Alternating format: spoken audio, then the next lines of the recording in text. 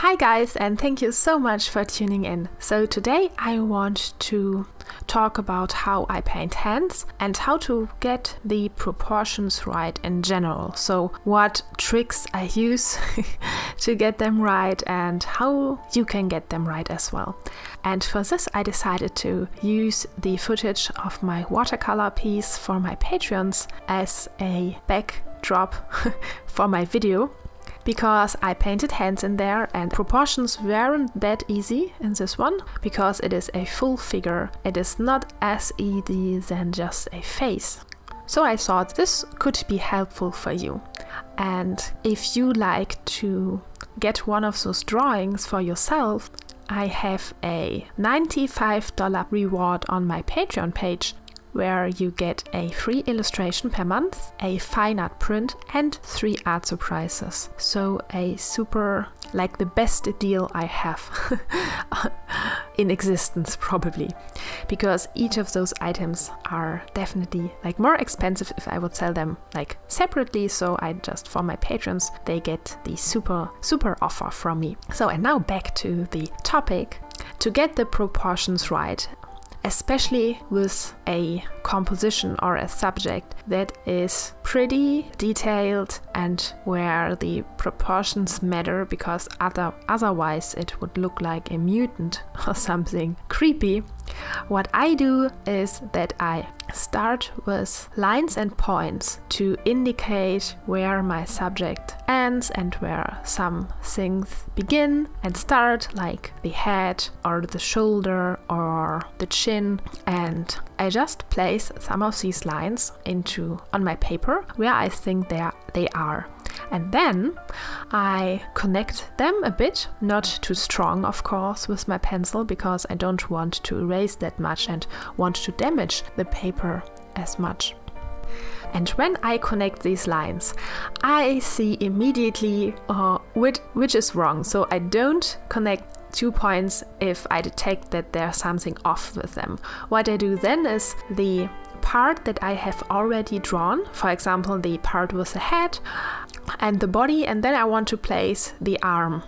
I see, oh wait, the arm is too close to the body. So instead of erasing the lines, I just draw the arm and the hand over the lines I already did, because it could be that some of it is still wrong and I don't want to erase and draw and erase again. So I just place everything and I compare like the distance between the separate areas of the drawing. So how is the distance between the arm and the body and the shoulder and the head and the chin compared to the right shoulder and the left shoulder, and how much is the head tilted and how are the hands compared to the body. So you can probably compare every part of your drawing with every other part on the composition and draw mental lines. So you can visualize that by taking a pen and just place it on your drawing and look, oh okay, this and that is not on the same line, for example.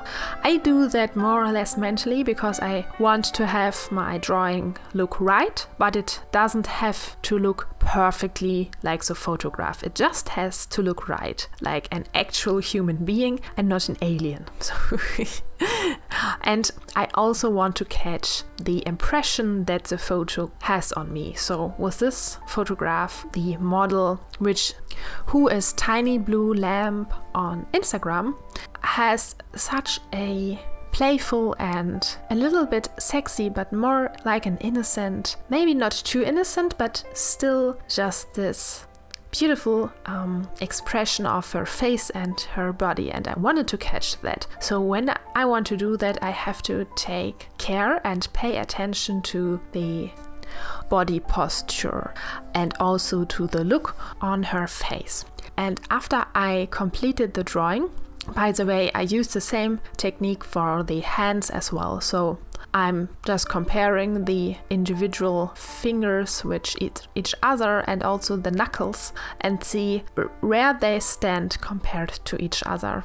This is, and also I tend to make the actual hand palm too short. So this is the thing I know, that I normally do the hands too small and too short, and this is the thing I just take extra attention and I pay extra attention to.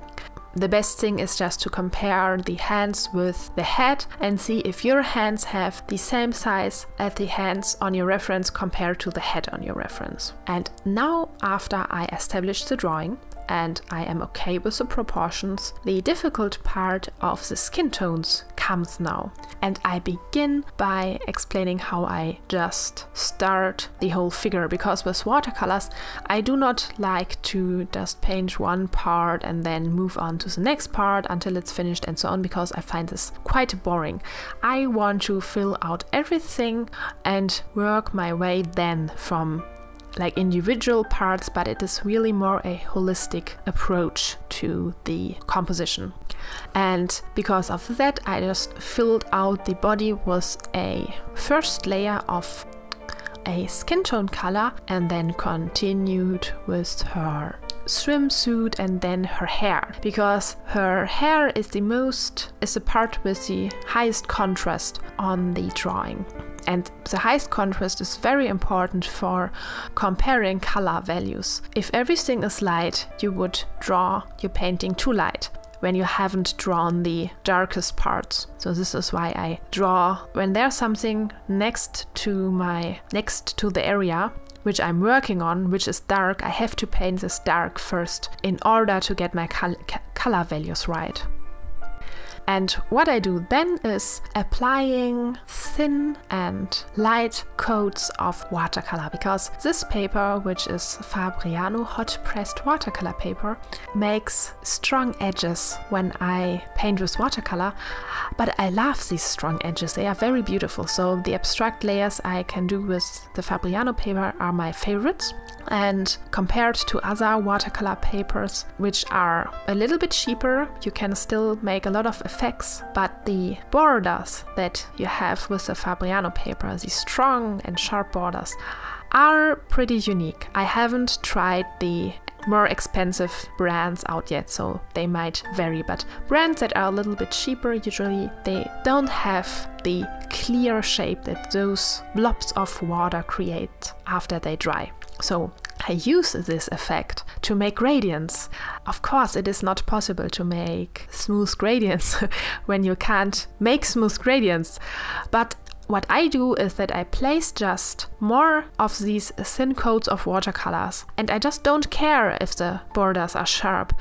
Instead, I let them be, and I let them make the watercolor painting unique and beautiful, because everyone can do smooth gradients and blendings with Photoshop or oil painting, but with watercolor, the thing that is beautiful with watercolor is that you see the water.